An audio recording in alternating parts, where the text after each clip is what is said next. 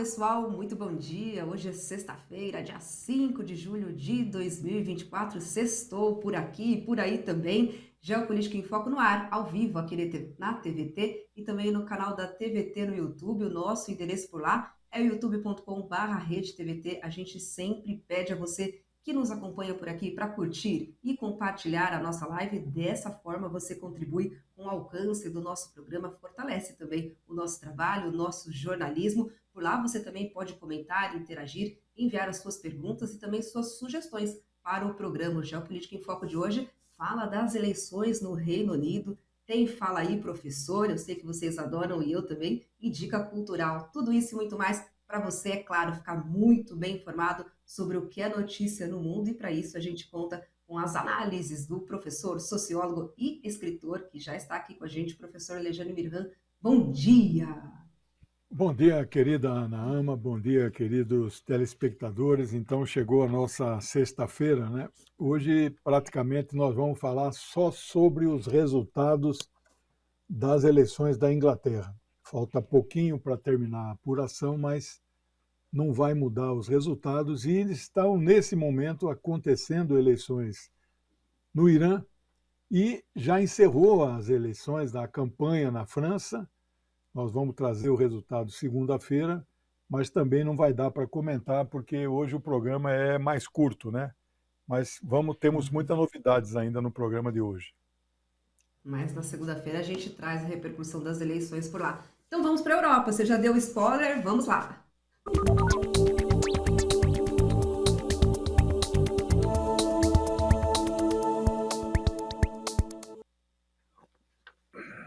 Professor, a gente abre o programa então com a matéria do The Guardian, resultados das eleições gerais no Reino Unido de 2024. O Partido Trabalhista vence por esmagadora maioria por lá. O Reino Unido já tem um novo primeiro-ministro.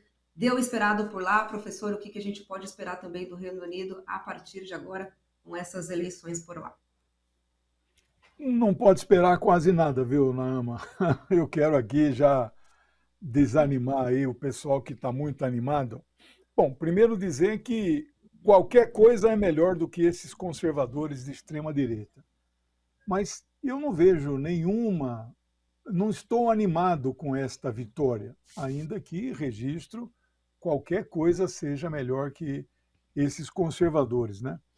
Bom, antes de fazer uma análise de quem é esse que ganhou, que nós já antecipamos um pouco ontem, antes de dar os números, eu quero voltar a dar alguns detalhes para vocês. Ontem eu tinha dito que os conservadores é o partido mais antigo e o trabalhista é o segundo mais antigo, né? Então, os conservadores são de 1834.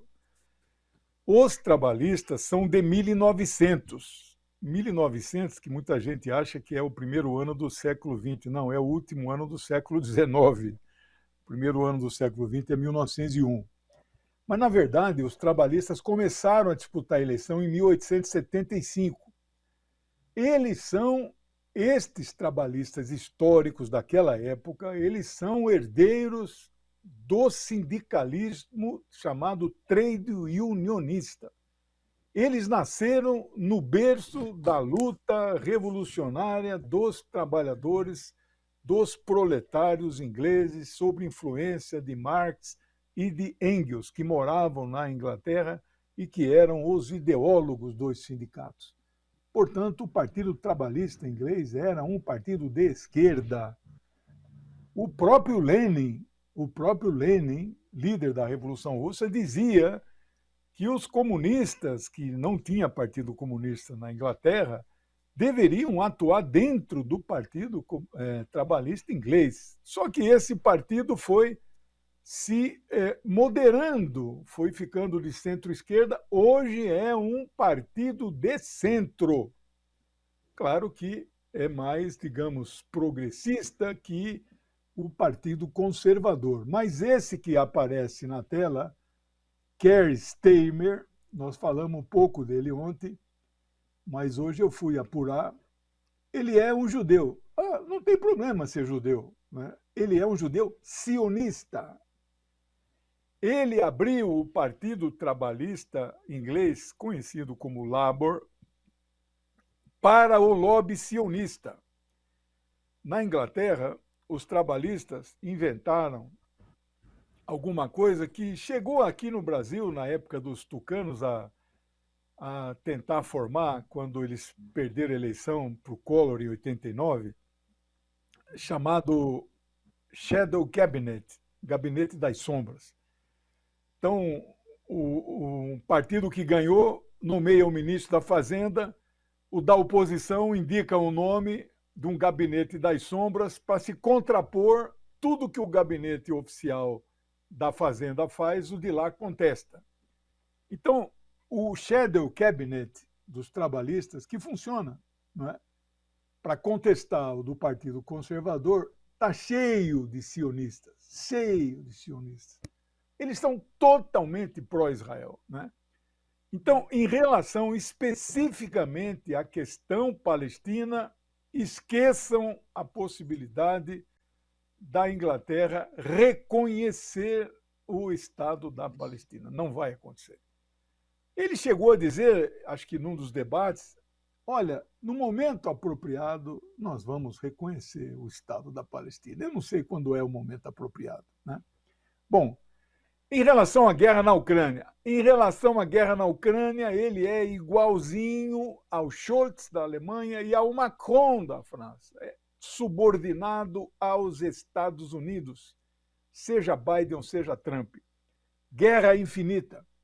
Mandar armas até a morte dos soldados ucranianos, porque soldados ingleses, alemães e franceses nenhum vão morrer, muito menos estadunidenses.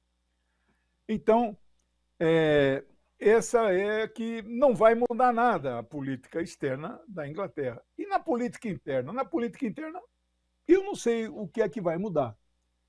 O que poderia mudar na política interna é ele defender a volta para a União Europeia, porque foi um desastre a saída da União Europeia, o tal do Brexit, que aquele cara, o Nigel Farage, ele ficou em quarto lugar.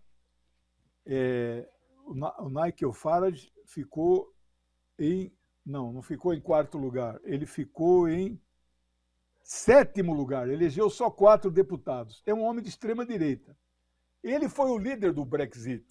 Né? Todo mundo achava que ele ia, né, arrasar a boca do balão. Já vou explicar essa questão do número de votos e o número de cadeiras, para mostrar que o sistema eleitoral inglês é antidemocrático de forma absoluta, além de ser manual. Aí, olha, eles contando o voto, tudo manual. Né?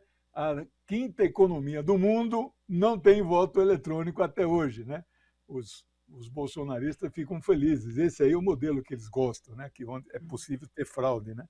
Bom, então, do ponto de vista interno, o máximo que poderia mudar é ele defender a volta para a União Europeia, que, de fato, poderia dar uma animada na economia a gente fala Inglaterra, mas é Reino Unido, né? Bem, então, comentado isso, eu preciso comentar com vocês os resultados em si. Bom, as projeções que nós apresentamos aqui se mostraram erradas. Por quê? É muito difícil você fazer pesquisa, porque o voto é distrital. Então, para você ter uma projeção, você tem que fazer 650 pesquisas em todos os distritos. E eu não sei se eles fizeram. Lembra que ontem nós falamos que os trabalhistas poderiam eleger 484 deputados. E o recorde anterior era 418. O recorde não foi quebrado. Então, ficou muito longe das projeções. Pode ser que mude alguma coisinha, mas falta pouquíssimo de ser apurado. Tudo indica que eles vão eleger 412. Portanto, 6 a menos do que o recorde histórico de 1997 do Tony Blair. De qualquer maneira, como diz eu não sei por que falo, arrebentou a boca do balão. Eu, às vezes, falo isso, mas eu não sei o motivo. Se a Naama souber, depois me explica. Mas eles arrebentaram a boca do balão, eles tinham 198, elegeram 214 a mais. Lembrando que para governar sozinho, bastam 326. Então, eles vão nadar de braçada. Nadar de braçada, eu sei exatamente o motivo. Os conservadores, que as pesquisas diziam que elegeriam 64 apenas, que é 10% dos 650, também não se verificou. Os caras elegeram o dobro disso, 121. No entanto, para quem tinha 372, lembrando que a maioria é 326, eles perderam 251. Aí não dá para dizer que foi a maior derrota desde 1834, nós vamos ter que pesquisar para ver se foi mesmo. Mas é uma derrota acachapante. Não foi nomeado ainda o Keir Starmer, é o rei que nomeia. É o rei que nomeia.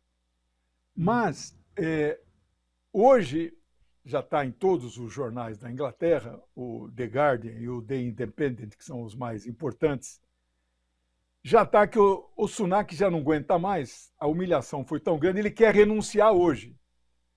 Como a Inglaterra não pode ficar sem governo, ele só pode renunciar com a autorização do rei. Então, parece que ele vai ter uma audiência com o rei. O rei não manda nada. É tudo simbólico isso, né?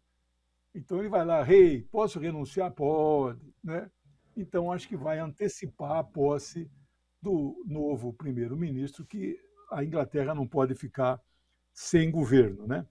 Bom, aí em terceiro lugar ficou os que eles chamam de Lib Dems. Lib Dems. O que é Lib Dems? São os liberais democráticos, que não são nem liberais nem democráticos, são de direita. Eles ficaram com 71 cadeiras. Então, eles tinham 8 cadeiras. Então, ganharam 63. Eu não vou falar aqui todos os casos, porque nós temos aqui um limite de horário para... Eu só quero explicar o seguinte. Os trabalhistas elegeram 412, mas eles pouco divulgam quantos votos nominais eles tiveram. Os verdes elegeram só 4. E esses reformistas de direita também elegeram só 4. Aí eu peguei o total de voto deles e dividi pelo número de eleitos. Aí eu apurei quantos votos os trabalhistas, os verdes e os reformistas precisam para eleger um deputado. E vocês vejam como é antidemocrático. Esse que está na foto aí é o primeiro-ministro, né, o derrotado, né? Então vejam como é antidemocrático. Os trabalhistas elegem um deputado com 200 mil votos. Os verdes elegem um deputado com 500 mil votos. E os reformistas, do Nigel Farage, elegem um deputado com 1 milhão. Isto é absolutamente antidemocrático, é fruto do chamado voto distrital. Então os reformistas têm 4 milhões e elegem 4. Porque o voto é distrital. Se fosse proporcional, 4 milhões, pelo quociente eleitoral, podia dar 10 deputados, né? Bom, eram esses os comentários, um sistema antidemocrático e também não reflete a democracia e acho que vai mudar quase nada na Inglaterra. É isso por hoje sobre a Inglaterra, Naama. Análise completíssima que você só encontra aqui no Geopolítica em Foco com o professor Alexandre Ferreira. Professor, vamos para o Oriente Médio agora? Vamos lá.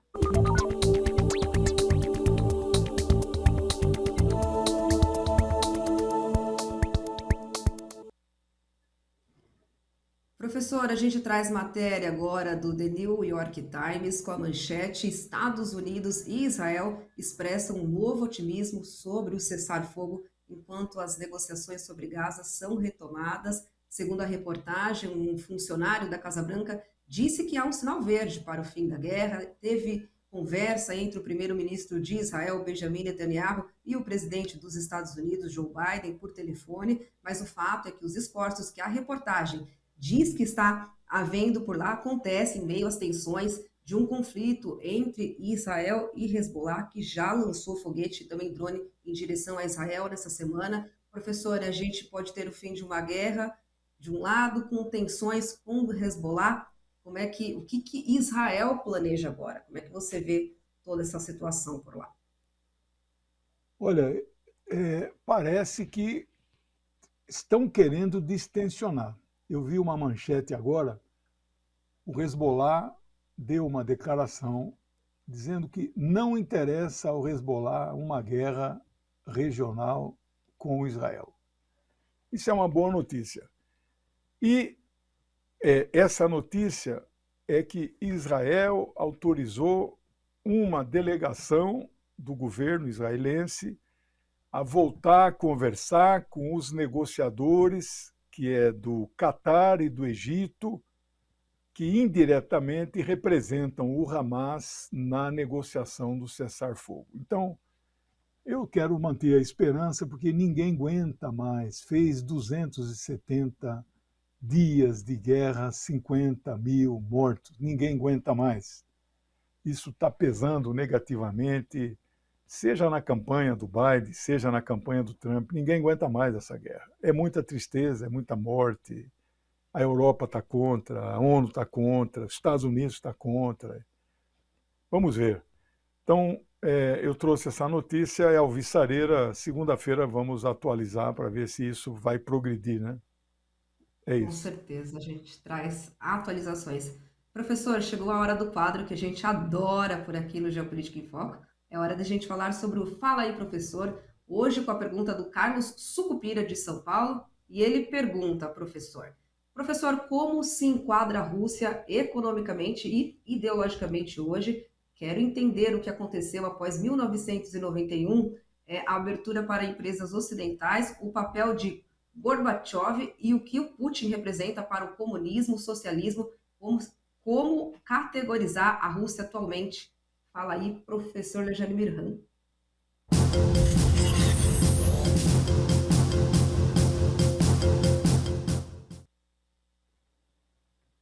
Bom, eu agradeço a pergunta. Ela é muito boa, ela é uma pergunta teórica. Depois que acabou a União Soviética em 1991, e mesmo em 1991 a União Soviética não era socialista mais, havia há muito tempo já, né? Eu diria que a União Soviética deixou de ser socialista mesmo em 1956. Mas vamos considerar que até 91 ela foi. De lá para cá, Cuba, Vietnã, China, os países Laos, Camboja, os países que ainda resistiram, Coreia Popular, que ainda resistiram, também hoje eles não dizem que são mais socialistas mesmo, né? Então, como é que eu poderia responder essa pergunta, o que é a Rússia hoje? É um país capitalista? Não. Capitalista igual aos Estados Unidos? Também não, né? Mas lembrando que até nos Estados Unidos existem empresas estatais, né? Não pensa que lá é tudo 100% privado, né? Bem, então eu diria assim, que se tem um país dos mais capitalistas, que se nós podemos colocar a Inglaterra, Estados Unidos, França e Alemanha, tudo isso aqui tem empresa estatal também, mas como os mais capitalistas, aí a partir daqui existem gradações de estatização. Ainda que estatização não seja sinônimo de socialismo. A China, digamos, que é o país mais socialista no mundo, mas que existem milhões de empresas privadas e capitalistas, ela tem 300 mil empresas estatais. Então, o extremo hoje, digamos, é o país que mais caminha para o socialismo. Claro, tem a pequenina Cuba. Cuba é um país socialista, mas muito pequenininho, mas também tem empresas privadas. Então, a China está no outro lado e os Estados Unidos no lado extremo. E aí, nesse meio, tem vários outros exemplos. Aí tem o Vietnã, aí tem a Coreia Popular, né? A Coreia Popular se aproxima, né, mais próximo da China, igual Cuba, Vietnã, Laos, Camboja. A Rússia se distancia um pouco desses países, mas ela não está próxima de um país capitalista tradicional. Vou dar um exemplo. A Gazprom é a produtora de gás, Gazprom, porque gás é o produto mais importante do que o petróleo. Então lá chama Gazprom. É a Petrobras dele, porque a Petrobras do Brasil produz gás também. Gás e petróleo são juntos, né? É a mesma bacia, produz as duas coisas, né? A Gazprom era quase privada. Quando acabou a União Soviética, ela era 100% do Estado, aí foi quase privatizada. O governo da Rússia ficou minoritário. Aí, num certo momento, porque entre 1991 e o ano 2000, quando Putin se elege pela primeira vez, a Rússia, por 9 anos, foi governada ou desgovernada por um cara chamado Boris Yeltsin, que era amigo dos Estados Unidos, que era um testa de ferro dos Estados Unidos, que vendeu todas as empresas estatais, vendeu não, doou, né? O Putin se elege em 2000, ele segura esse processo e começa a defender não a volta da estatização, nem a volta do socialismo. Lembrando que o Putin foi de 75 até 91, ele foi 16 anos membro do Partido Comunista da União Soviética. Será que ele jogou no lixo tudo aquilo que ele aprendeu, né? O Putin já deu várias declarações que ele sonha com a União Soviética. Não a volta daquele modelo, mas da grandiosidade do que era a União Soviética. A União Soviética eram 15 países juntos. Ela tinha uma economia, um PIB de 15 países. Hoje o PIB da Rússia é só a Rússia. Antes era um PIB de 15 nações juntas. Então o sonho dele não é voltar àquela estrutura soviética, mas voltar àquela potência de 15 países juntos. Não é? Bem, ele critica o fim da União Soviética. Então ele tem um certo sonho da volta daquela grandiosidade, não exatamente daquele modelo. Bom, eu estava dando o exemplo da Gazprom.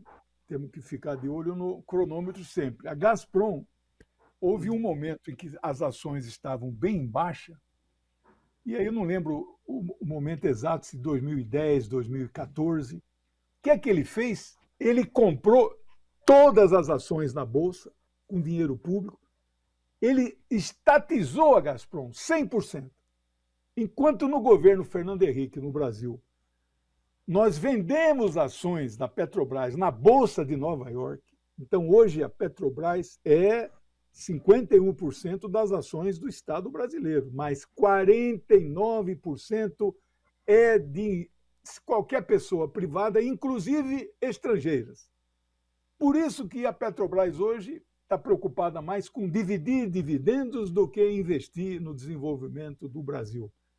Lá a Gazprom foi 100%. Então, nunca diga que a Rússia é um país totalmente capitalista, mas também você não pode dizer que a Rússia é também um país do tipo socialista. Eu diria que a Rússia é um país de mercado capitalista com um forte estatismo, né?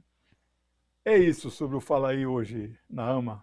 É isso, um aulão aqui para gente, um privilégio para você que é telespectador da TVT, que também pode enviar a sua pergunta para o nosso quadro Fala Aí, Professor, no WhatsApp do professor, com o DDD, anota aí, pessoal, 19 98196 3145, o professor mesmo recebe a sua mensagem e traz aqui as explicações todas as sextas-feiras no Geopolítica em Foco. Mas olha só, professor, a gente ainda tem um tempo, o programa não chegou ao fim, tem coisa boa por aqui ainda, que é a nossa dica cultural, não é isso? Olha, teve uma efeméride essa semana que eu esqueci, que foi no dia 2 de julho. 2 de julho, que deveria ser o dia da independência do Brasil, o dia verdadeiro é 2 de julho, né? Porque 22 de setembro de 22 foi a independência formal, né? Só no dia 2 de julho de 1823 é que as tropas portuguesas foram expulsas lá da Bahia, que é feriado na Bahia, né? Mas 2 de julho é o dia da fundação, em 1821, do Partido Comunista da China. Eu esqueci dessa efeméride, agora eu trago para vocês. Semana passada eu falei de um filme, grande filme, a fundação de uma república. Hoje eu trago com os mesmos personagens, uma grande superprodução do governo da China, olha aí Mao Zedong, jovenzinho, a fundação de um partido. Então, é a história do Partido Comunista da China, desde antes de 1921, né, dos preparativos, o Congresso de Fundação e todo o processo revolucionário até a tomada de Pequim no dia 1º de... Olha aí, apareceu Lenin, inclusive, né? O Partido Comunista da Rússia manda 2 representantes para participar do Congresso de Fundação. Aparece o Chiang Kai-shek, é uma maravilha de superprodução, claro, legendado em português, livre, gratuito no YouTube. Então fica a dica aí para o final de semana, vocês, olha aí, ó, essa foto é histórica, mas são os atores iguaizinhos com os personagens da época, né? É uma grande superprodução. É isso, Naama. Bom final de É semana para todos isso. vocês. Obrigada, professora. É só colocar a pipoca para Obrigado. estourar e já tem programa para o final de semana. Professor, obrigada. A gente volta na segunda-feira. Obrigada para você que nos Tchau. acompanhou. Bom final de semana, pessoal. Até segunda. Tchau, tchau.